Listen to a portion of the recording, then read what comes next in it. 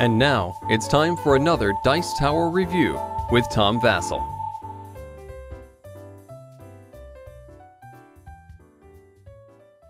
Welcome to the Dice Tower! Yes, welcome to the Dice Tower. I'm Tom Vasel, and this is Amy, my daughter. And today we're going to be going over the game Little Thunder Witch. This is maybe taking off the popularity of the Harry Potter series. It's certainly not the first witch racing game that I've played, but it's basically a memory game that I think kids will find very enjoyable. Let's take a closer look at it. Here we have a partial view of the game. A racetrack is set up, which is made up of several of these cloud pieces, which are arranged, and they start at the house, which is where everybody is taking off from, and then they will end at the playground or wherever the witches are hanging out at the volcano. Each player picks a color, so for an example, we're using yellow and red. They take their pieces, put them on the house to get started, and the game begins. Basically, the player on their turn is rolling this six-sided die. This six-sided die has 5 different symbols on it. Each one corresponds with one of the cards that is face down in front of each player. Players have 5 cards in front of them. And then there's a thundercloud.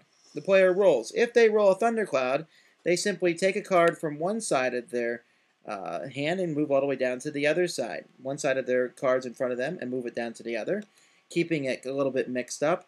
If they roll a symbol, though, they look at each other player, and so let's say, for example, I rolled the broom symbol. I need to look amongst my opponent's cards and see, is this the broom? No, it's not the broom. Instead, it's the potion.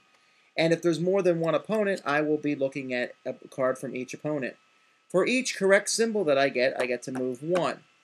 As you can see, going first in this game is a big disadvantage. Turning over the other player's cards, your chance of getting the right symbol on the first try is 20%.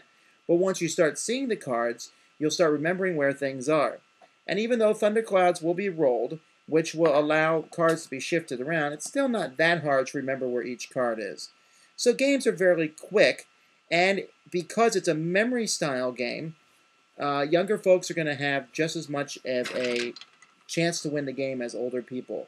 It's a memory game, but you're trying to remember where cards are from other players. The artwork for the cards itself isn't bad. They're using, silly little kids. I mean, if you took the kid off the broom and maybe the pointy hat, you would probably not even recognize them as a witch. It can handle up to 4 players. And the symbols are very clear, very easy to see, and very easy to match up with the die itself. There is no witchcraft in the game. It's simply rolling a die and finding the matching symbol and then racing. It's a race game. The pieces here, these cloud pieces, are very sturdy. And I guess if you want to make the game longer, you could make it, the witches go a space between the clouds. If you want to make it shorter, you could have fewer clouds to the end. But it's a very simple game, just memory. A short review for a short game. It's just a very simple memory game, looking at the nice cards, trying to find the different symbols. I'm pretty bad at this game. I can never remember which card is in front of other people, but my daughters find it very enjoyable. And even if you're doing poorly, you can still catch up if you roll the die and you remember where it is under 3 other players, which is why I recommend, if possible, to play the game with 4 players. 2 players is okay.